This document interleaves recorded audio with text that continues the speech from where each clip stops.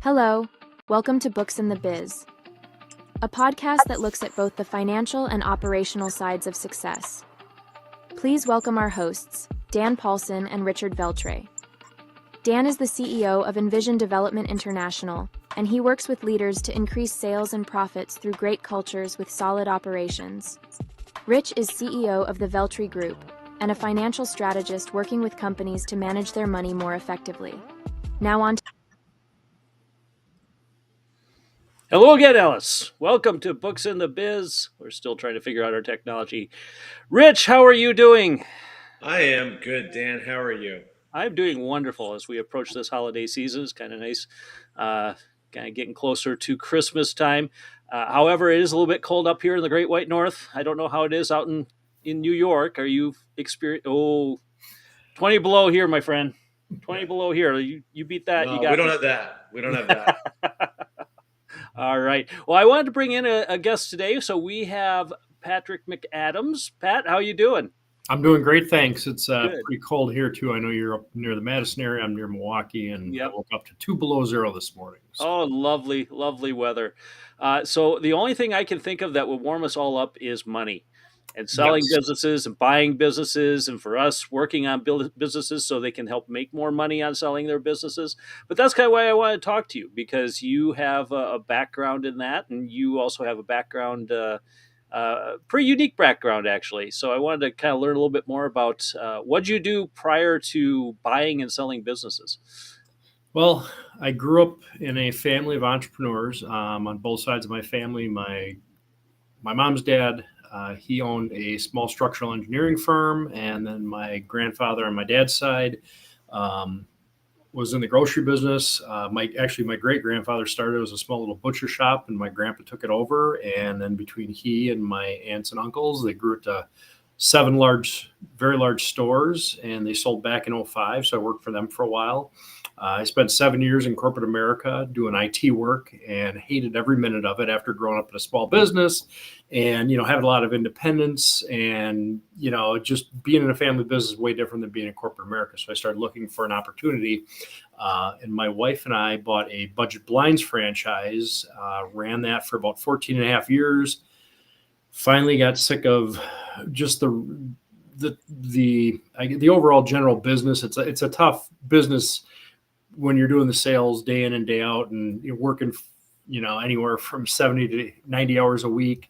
And I just said, you know what, I think I'm about done with this, and decided to sell it. And that was like 9 of the longest months of my life. And after I finished up, I took my attorney golfing as a thank you for all the hard work he put in, because we hit some real big glitches along the way.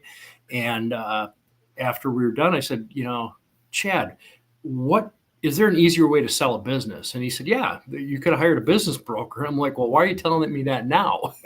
And so I started researching the industry, and with his help, I talked to a couple different brokerages. Most of the other franchises that were out there they didn't have any territories available in my area.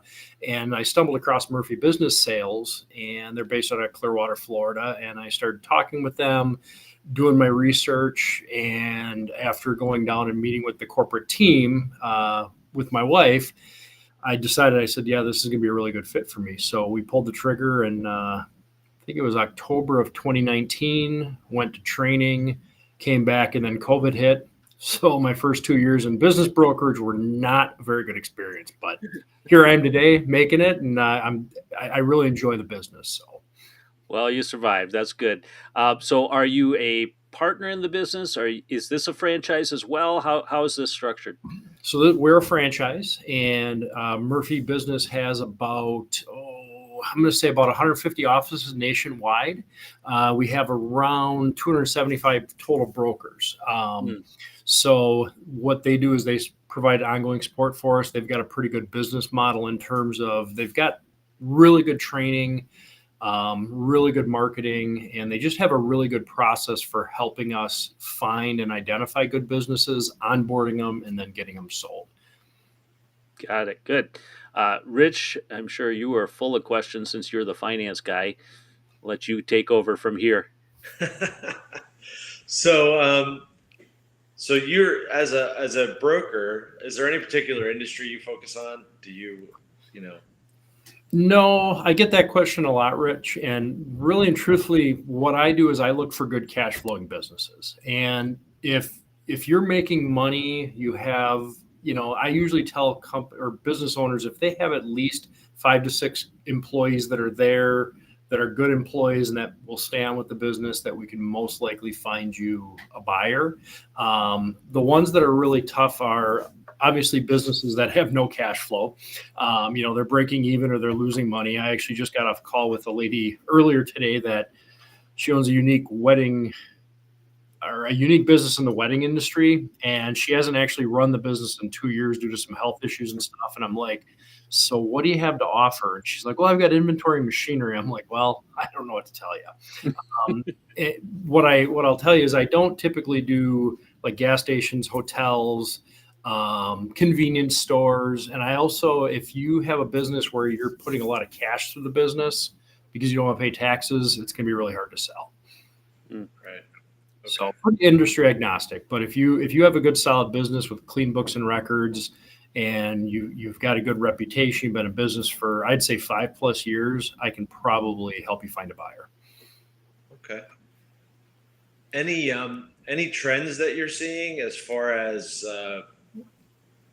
I don't think so much on the seller side. I think I'm more interested on the buyer side. There seems to be a lot of trends out there for people who, an exploding market is the entrepreneur through acquisition market, the ETA market. So you're probably bombarded because that's about all I see anymore are these people that just like, hey, I'm just going to go buy a business. I just got out of school and I'm going to go run a business because I know what I'm doing. And and I sit there and I go, okay, if that's the way you want to go. I start to sound like my father-in-law. Okay, if that's what you think you're going to do, it's all right. But any trends that you seem to see? What are you seeing in the market? So it's interesting. I get a lot of search funders, a lot of people that have no industry experience. I probably get, 10 to 15 phone calls a week from people that, they're whatever. I had a guy that's a pharmaceutical rep call me the other day. He's in his 30s and he's looking for a business to buy with his business partner. And I'm like, okay, well, what's your experience? I sell pharmaceutical drugs. I'm like, okay, well, what kind of business do you want to buy? Oh, I want to buy a manufacturing business. Okay. How big one do you want to buy? Oh, I want something with at least $5 million in revenue. Okay. So how much do you have to invest? I don't have anything. I'm like going, okay. Yeah. So then I'm like, well, have you talked to an SBA lender yet? Or how are you going to finance the deal? Well, I'm looking for seller financing.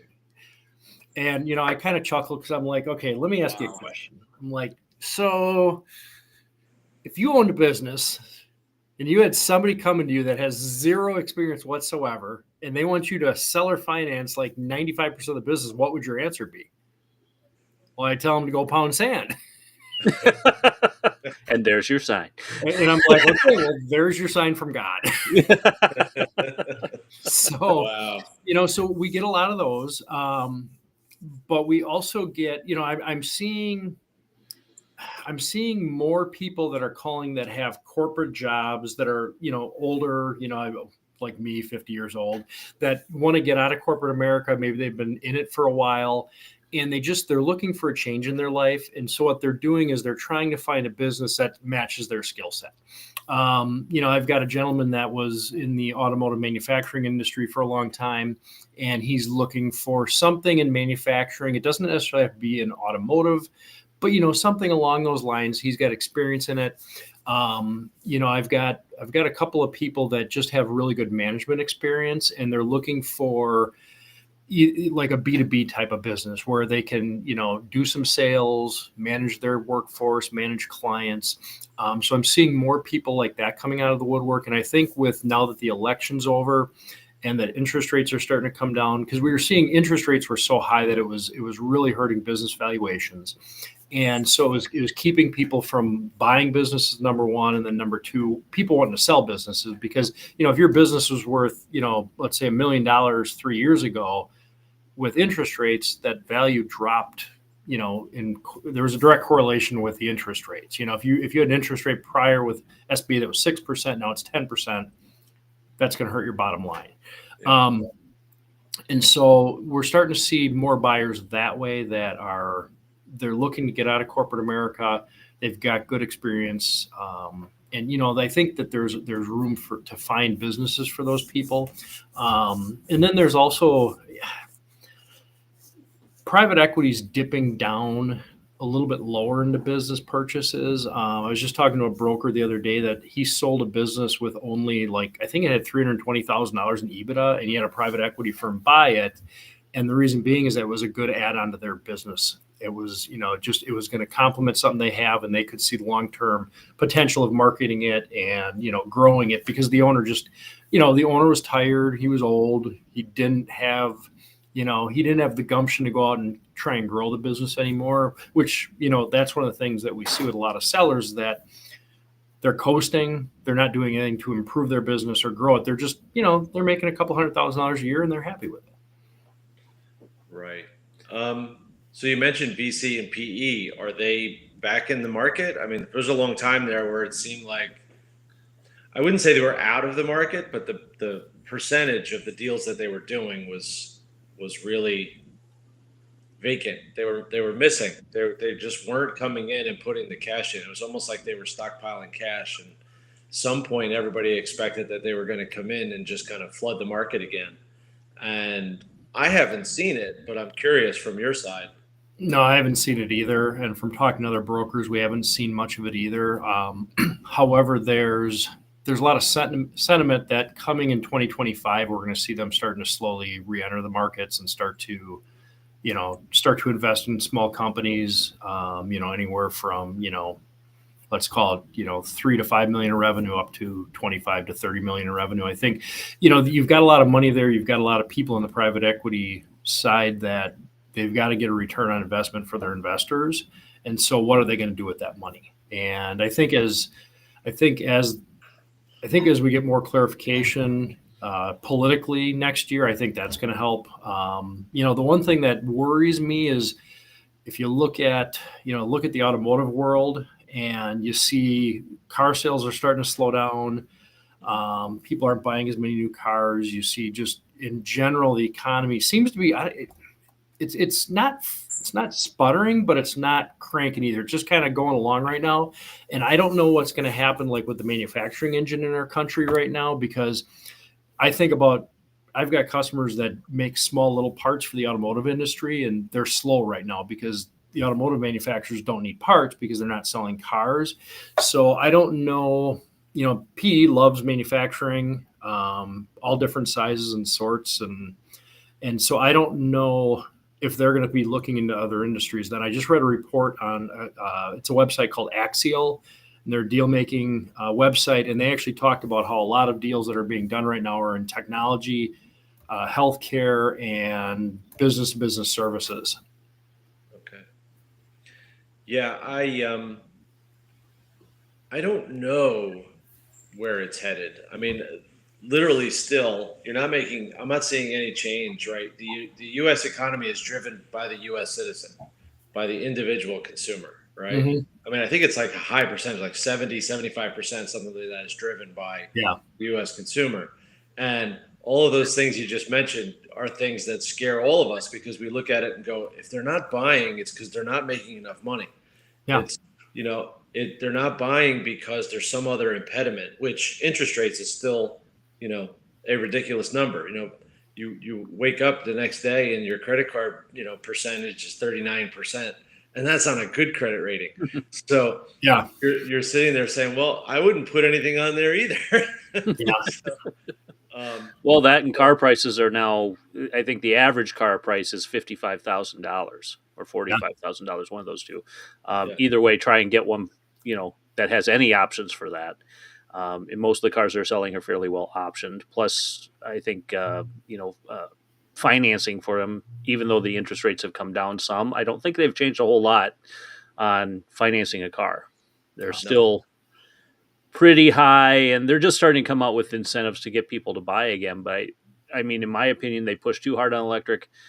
They forced the auto industry pushed their car values higher because they had to make up for what they were losing on the EVs. So, they're all trying to sell premium cars that are higher margin. And I don't think people have the stomach for a $50,000 to $70,000 car that's going to be your daily commuter. Yeah. So, and here, I mean, it's just, interest rates drive so much of the productivity in our economy. And, I mean, it's interesting when I've got a buyer that is purchasing a supper club, steakhouse with real estate. It's a pretty large deal, and he had to shop it around. I think he ended up going to 4 different lenders before he finally was able to settle on one. And I think the way the SBA is set up now is that they can blend rates depending on the value of the real estate. And if the real estate has more than 51% value over the business, so let's say the business is $1.1 million and the real estate is $1.2 million, they can amortize it over 25 years, which is great because that can really stretch out. That stretched out the loan payments, makes it much more affordable. And they made some changes in the SBA rules recently where they can't do that type of blending anymore if the real estate is so much or a certain percentage or less of the deal. So he's looking at like a 17-year amortization. And so now he's kind of going, what do I do? Do I put more cash into it to make my payments lower? Or do I just go along with it and wait for rates to drop and then I'll refinance it? He really wants to get the deal done. It's a great supper club that just prints money. In fact, I was just talking to the seller the other day. He has best November ever. He's owned it for like 15 years. And so, you see closings of like, Red Lobster and some of these other, TGI Fridays and stuff, but you see a guy like this that he's printing money in his business. And it's like, well, what's the difference? Why are people spending on the high end, versus, they're not on the low end. But, anyways, you've got buyers, it takes a long time for them to find good financing options because the rates are so high. Yeah, I think, places like Red Lobster, they get into that corporate structure and all of a sudden, you're paying, $50 for a steak because you got to pay for the CEO. Mm-hmm. Yeah. More so than if you're looking at a small business that the people just grinded it out and got it to, putting out cash flow. Yeah. That's completely worth it. Red Lobster should have turned around and started buying places like that, but I don't think they were smart enough to do it. No. They were stuck on the free shrimp or whatever it was, the all you can eat shrimp. Yeah. Well, we are also like the supper club capital of the world. So, okay. Well, yeah, we are. Friday night fish fries or going out for steak, especially in these rural areas. I know because we have a couple of those places around us. They do print money. Yeah. Everyone goes there. That's their treat, more so than like Red Lobster or someplace like that. Yeah. Well, and you can get a good value, great food, and interesting menus at a lot of the places too. So and usually they couple it with just amazing service. So that's and that's what when you're selling a restaurant, that's what makes it for right. In fact, most of the time, if you sell a restaurant, the first thing the buyer is going to do before they meet with the owner is they're going to go into the restaurant, have dinner, breakfast, lunch, whatever. See how the service is, see how the food is, and that right there is going to tell them, okay, do I want to buy it? And in this, with this supper club that I've got, the guy went in there, had dinner, and he called me the next morning at 6:00 in the morning. I want to put an offer in. That's a good sign. Yeah, that's a good sign. That's a good sign. So, very good sign. But one thing that's interesting that a lot of people when they're going to sell their business don't realize is that even if interest rates are high, one of the ways that they can help find buyers and attract them and still sell their business and still maintain a high value in their business is by doing seller financing. If you're willing to offer up, if you're willing to be the bank and take, 25 to 35% down and then, do a short-term loan that's amortized over a little bit longer term and take a balloon payment, that can get a lot of buyers attracted to your business. And I'm dealing with a small business right now where I've had a few buyers come in and they're asking for seller financing, and it's a small hair salon. They do a really nice job. The lady makes nice money, but it's hard to get a bank to finance a beauty salon. And, I keep telling the seller, I'm like, listen, if you were to take, a third down and finance the rest, you're going to be in good shape. And she's talking about staying on for a year as well. And so I said, well, you're going to be there for a year. You're going to help make sure that this person's doing the right things, being successful. And, once you're a year in, now you're only 2 years out from getting your money back. It's like, you're going to have a pretty good comfort level. So, so we try and, there's little things that we try and coach our clients on that way, just to help them understand the different ways that they can get out. And even if SBA pricing doesn't look good right now, there's other ways around it. So that's good to know. Now you started talking about a little bit earlier, and it just prompted me because I had a meeting with my accountant earlier today, and we were kind of talking about the state of business and, talking about what his clients are going through. And one of the interesting things was he said, most of my clients could use help from people like me and Rich. But he said they tighten their purse strings. So they get to $5 million. They don't want to spend any money on it. What would you tell a business when it comes to sale? Because one of the things that we run into, especially talking with people like you, is there's a number of businesses that aren't prepared to sell for a number of reasons. And a lot of it is they either don't have the systems in place or everything is done by the owner, and now the owner leaves and they know they have to replace that talent with somebody else, and that comes at a cost. You talk some about the financing, which also impacts that. What are some of the recommendations you would make to a business owner when they are looking at getting out, they want to sell?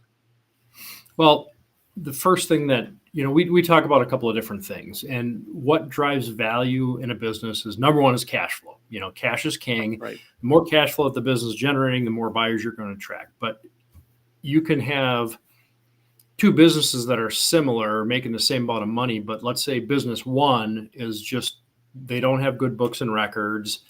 They don't have, a very organized workplace in terms of onboarding employees. How do you train your employees? Well, we just throw them in the fire and we let them learn, and some businesses are like that. And then, you've got the second business where they've got great books and records. They've got either a good bookkeeper on staff, or they've got just somebody that handles the finances internally. And then they have a good CPA that helps them with their books throughout the year. They meet with their CPA quarterly. They're organized. They've got, either an HR person in-house, or they work with an HR consultant to make sure that, all their paperwork's in line, and that, they've got all the, they've got social security numbers, and they've got, W-2s and, or W-9s, I'm sorry. They've got everything in line. And so the more organized a business is, the easier it is to sell. And so what I tell people is, if their businesses are disorganized, I'm like, go find somebody that can help you do it. And you and Rich are great examples of people that can help somebody go into their business, help them get organized, help them, clean up their books, look at their profitability, look at all the things that drive value in a company. And that's one of the things I tell them. It's like, if you're 3 to 5 years out and you're disorganized, that's fine. We can get your house in order. Right. And that's the biggest thing, is get your house in order so that you can sell it. And, I use the analogy of selling your house. Would you sell your house? You've got old, worn out carpeting. You haven't painted your house in 15, 20 years. Your driveway is garbage. Your yard looks like garbage. You're not going to get very much value out of your house. Take 2 or 3 years, get it in shape, take it to market then. So we're always trying to help customers so that when they get to the table and they want to sell, that they're in the best position they can. We can get them as much value as possible. And, you guys, people like yourselves, can add value to those people with minor changes sometimes. Yeah. Yeah. What's typically the biggest problem or challenge that you run into when it comes to that? What's the thing they're most, disorganized on? Oh, a lot of it boils down to inventory. A lot of times, sometimes it's just old equipment that, they're nursing along. It's like they know they're getting ready to sell. So, they just figure, okay, we'll keep throwing a Band-Aid on it to fix it. And then all of a sudden, boom, 2 days before the sale happens, you've got a $20,000 air compressor that goes, and you need that air compressor to run your screen printing machines. And so now you're spending 20 grand the day before closing to get this fixed. So, between people not having a handle on their inventory and not taking care of their equipment, That's two of the biggest things that I see. One of the other things that I see a lot is people call me and they're like, hey, I want to sell my business. And they're like, well, why? And I'm like, well, I can't find good employees. And I'm like, okay, well, why can't you find good employees? Well, you look at their payroll and you look at, they don't offer benefits. They have, they're not paying people enough. And, they're like, they're making really good money in, themselves, but they're not rewarding their employees for their hard work. And so we look at it and we go, okay, well, the person that's going to come in here to keep your employees, they're probably going to have to give them a raise. They're going to have to bring benefits. And so all of a sudden, you think your value is up here, but really we got to adjust all that and take that into consideration, because the buyer wants your employees. They're not buying the company just for your name. They need people to help do the work. Right. So you'll see things like that too with business owners where they're not organized with their employees that way either. They're not paying them enough. But then again, sometimes you do get into some businesses where they're overpaying them. Mm-hmm. And then it's kind of like, okay, well, what do you do with that? And I had a medical billing company we sold a couple of years ago, and they had a couple of employees that were probably being overpaid by about 33% compared to the industry average. And they were still making really good money, but it's kind of those things that they could have hired a few more people because their workforce was overloaded. Couldn't afford to hire new people because they were overpaying their current employees. Yeah, I remember a situation I was working with. This was a healthcare company, and they had a really lucrative bonus structure. Really lucrative. And they were in the market at a time when their product was just going gangbusters. And we looked at what they were doing, and I basically helped them redesign their bonus program, and it cut, I think, $500,000 to $750,000 off what they were going to pay out bonuses. And it still wasn't any sort of punishment to these people, because the bonuses were still extremely good even after doing that. So that gives you an idea of how far overpaid they were. And, it's one thing if they're going out and getting those sales. It's another thing when those sales are walking in the door and they're basically just taking orders. Yeah. You're incentivizing the wrong behavior there. So, we readjusted to focus more on them actively going out and selling. They were still very well compensated and had a lot of great benefits. But yeah, that was a huge thing, because they would have lost a significant amount of money that year had they not readjusted that bonus structure. Sure. Yeah, that makes sense. So like with your clients that you work with, what's the ones that are getting ready to sell, what's their most common question for you? Rich, you go ahead first. Well, valuation is probably the first thing that comes to mind. What's it worth? And then I come out with a number that they're never happy with, which is fine. Same here. Reality stinks. But, we know what the seller's going to do. We know what the seller's going to come in and look at and basically, we know how they're going to process a number in their head. So we can give them a pretty accurate, idea of what you're going to hear when they come in and give you your first offer. So valuation is probably first. Second thing I think people are a little bit surprised to hear is when we start to talk about what the adjustments are. They say, this is what we're making, but, Dan and I will always tell people, you have to come in here and someone's going to have to come in and replace you. Like, you have to figure out, are they going to have to spend more money to get all of what they need to get out of the equivalent of you, because you wore 27 hats and you had no problem wearing the 27 hats, but they're going to have to go hire 27 people, Yeah. and they're not going to be too happy about that. So they want you to pay for some of that. Yeah. So I think those are a little bit of the surprises, like right off the top of my head. Well, and what's interesting, Rich, is when you talk about them wearing 27 hats, one of my questions is, getting back to the being, good books and records and being organized. That's one of the other parts of being organized is, all the duties you do, are they documented? Yeah. And so one of the questions I always ask business owners is I say, okay, so if you go into a coma tomorrow, is your business going to survive or not? Yeah. And when they think about that question, most of them are like, nope.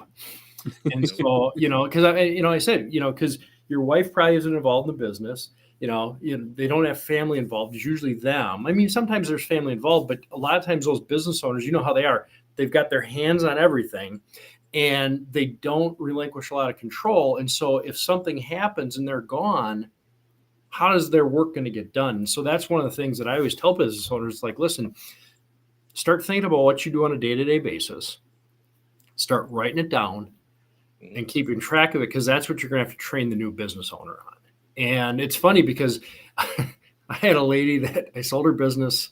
It was 2 years ago. And I'm like, how much do you work? And she's like, I put in about 40 to 45 hours a week. I'm like, okay. Well, she would call me on Saturdays at 6:00 because she was at the office. At the office.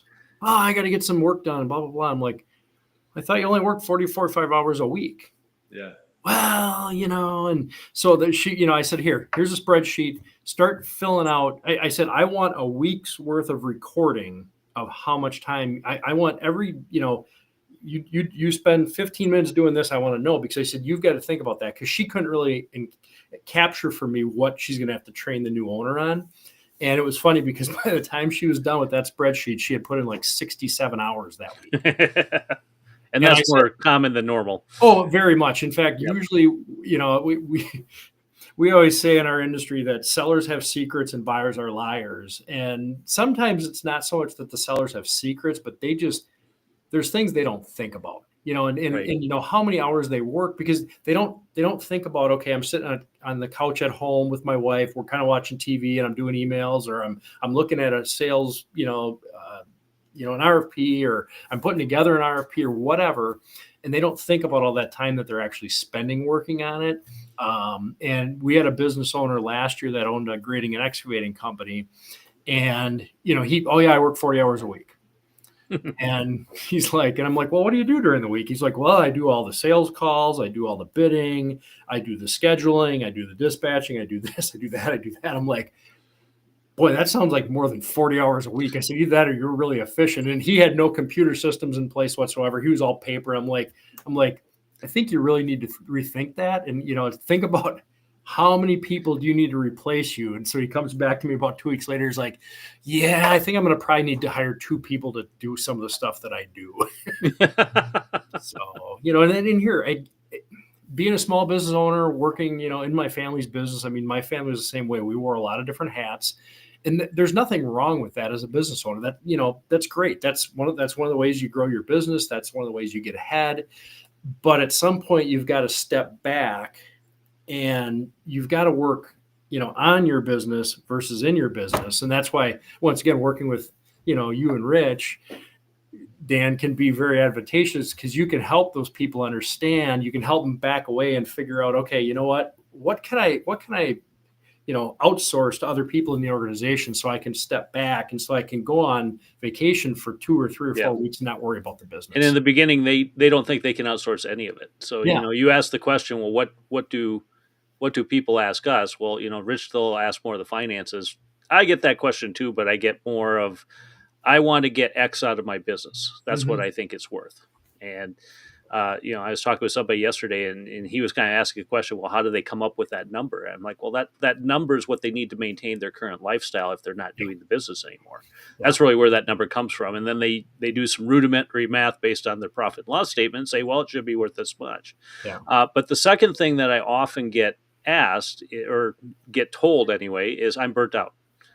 I've been doing this for 15, 20, 30, 40 years. I'm in my 50s, I'm in my 60s, and I'm just tired. I don't want to work at this level anymore. Yeah. And that's what leads to the conversations that you were just talking about, which is, well, what are you doing in your business? And they're doing everything. Yeah. And they control everything. And you ask them, well, don't you have employees for that? Well, yeah, I have employees, but I've handed stuff off and that didn't work. So then I took it back over because they weren't doing it the way I wanted them to do it. And so everything gets delegated at some point, but then it gets delegated improperly. As your point, there's no systems in place. So then it gets brought back onto their plate. And by that point, they've already added 3 or 4 more things. So now they're the ones getting burnt out, and that's why they want to sell. Where if, some of these companies, they could run for another 10, 20 years really efficiently if they hire people and delegate properly and, treat it as residual income. Yeah. Put a manager in charge, give them some equity, and give them a first opportunity to buy out if you want.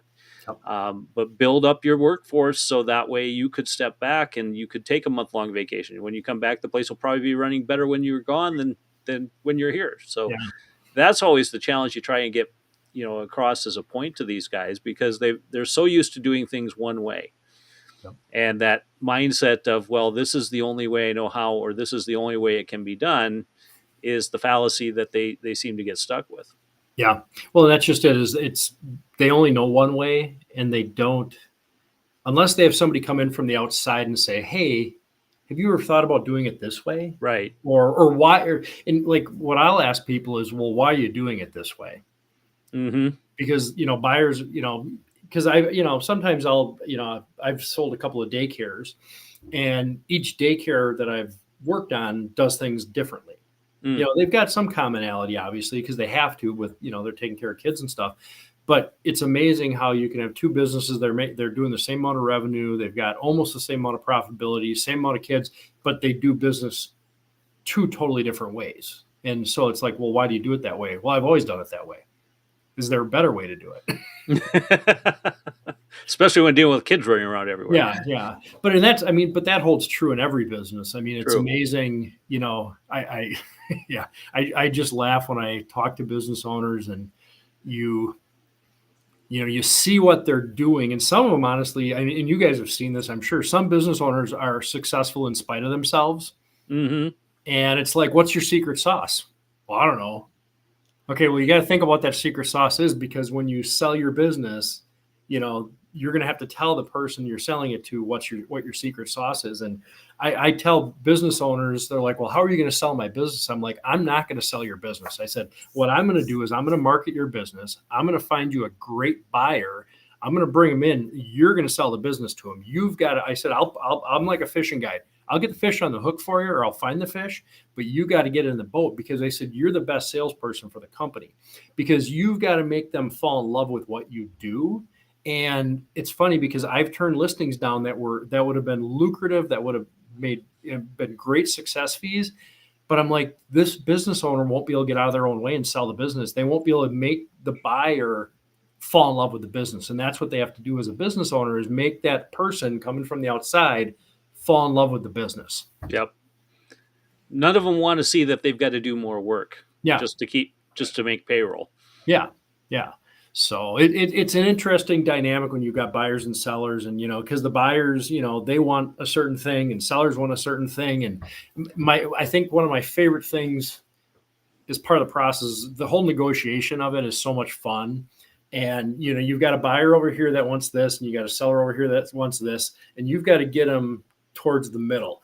And one of my favorite things that another broker told me is that, you've done a good job and you've come to the right price and right negotiations, is the buyer's a little mad at you and the seller's a little bit mad at you, because they both feel like they left something on the table. But if it's only one thing, you've done okay.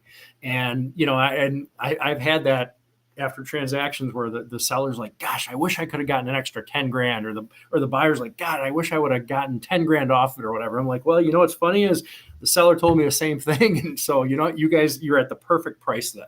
Yep. So that's good. So what do you think's the biggest, how do I want to say this? What's the biggest issue that most sellers need to think of right now? What's the biggest issue that most buyers need to think of right now? So looking at from either side, what should they be priority one, I guess? Well, I think for sellers is that they need to figure out what their exit timeline is. Mm. And the reason I say is because if you want to be done in 5 years, that's a perfect timeline, because you can start working to get everything in place. You can make sure your books and records are good. You can, if you need to hire some people, you can do that. I would tell, sellers to start thinking at 5 years out, go get a valuation right now at this point in time, figure out what your business is worth. Because if right now it's where, it's the value you think it's at, you want it here, and when it comes back, it's there, you're happy. But if you get a valuation, you think it's here, but it's really here, then that way they can work towards that goal to be able to make that, be able to get that dollar, get that value. Yep. For buyers, I think the biggest thing that buyers need to think about is, okay, number one, how can I fund this deal? Because, sellers are, if you're going to do SBA financing, the SBA is going to ask you to bring probably 5 to 10% down, then they're going to ask the seller to hold probably 5% or 10%, depending on what you're doing. But you also need to really think about what your skill set is. This kind of goes back to the search funders that we first talked about, is don't try and buy a business that you have no business buying. Buy something that you've got a skill, you've got skills in. And, one of the best things I can tell people is if you want to buy a manufacturing company, go work for a manufacturing company, Yep. But I think as a buyer, you need to identify what your skill set is. And, if you're an individual buyer, you need to identify your skill set and focus on business in those markets. If you're a private equity company or you're a family company, they kind of know what they're doing. I can't really give them much advice, but for those individual buyers, or even if you're somebody that's looking to buy an add-on business. So if, you've never bought a business before, you start your business from scratch, but you're looking to grow your business. Those people, I would tell them to, go talk to their bank, see how much equity they have in their business, see if the bank can help finance them, identify what they can afford, and then start targeting companies, that fit that profile. That's good advice. Rich, you got anything else to add to that? No, I think this has been great. This gives me a little bit of insight. I try and give everybody at least one little nugget to take away. Yeah, so excellent. A little bit. Yeah. So, Pat, since you are part of a franchise and since there are other locations, can you work anywhere across the U.S. or are you pretty much geographically limited? So it depends on how the states are licensed. So if you're a real estate licensed state, then that means you have to have a real estate license in that state to do business brokerage. I think there's 32 states that are licensed states, and then the rest are not. However, what I'll say is, even if I can't help a person, I can find one of the brokers within our system that can. And we've got a lot of great men and women here that have a lot of experience. One of the things that I like about Murphy is, even if I haven't sold a business, like I had never sold a medical billing company until I got a listing for one. I went to one of our brokers in Texas and said, "Hey, I heard you sold 4 medical billing companies. Can you help me?" And he did. He gave me, he outlined how the process would probably go, and I was able to successfully do that. So what I'll say is, even if I can't help you, there's another Murphy broker out there that can. So they can always, reach out to me, and I can find them that Murphy broker that's a good fit. So excellent. So how would they get a hold of you? What's the best ways to contact you? They can either go to my website, which is murphybusinesswaukesha.com. They can call me at 262-378-0094, or they can search for me. Just do a search for Pat McAdams, business broker, and I usually pop right up. Excellent. Very good. And I could always, I don't know if there's a way for you to add it after the fact. I could always add my contact information if you can add it to the stream. We can definitely do that, at least on the audio podcast. There will be transcription notes, so all that information will be in there. That will be the easiest way to get it. Sounds good. Excellent. Well, thanks again. Rich, how about you? Best way to reach me is email at rich@xcxo.net. Exactly, and I am almost the same. I am Dan at xcxo.net, and that's who is now sponsoring our podcast from here on out. And we, as Pat was so kind to shamelessly plug us on occasion, we can help you get out of your own way, fix some of the issues that might prevent you from selling your business, or at least being able to grow your business. And you should definitely give us a call or pop us a note if you want to get a hold of us. Pat, thanks again for coming in. I really appreciate it. And thank you. Very insightful. So it's great to hear from you, and we will have to get you back on again sometime in the future. Maybe when we're when the political stuff has kind of settled in, we kind of see where things are going. Then you can give us a lowdown on if it's good, bad, or ugly on your end. Yeah, I think after Q1 we're going to have a really good idea how the year is going to go. So I agree with you. So Thanks again, and we will see you around shortly. Sounds good. Thanks, guys. All right. Take care.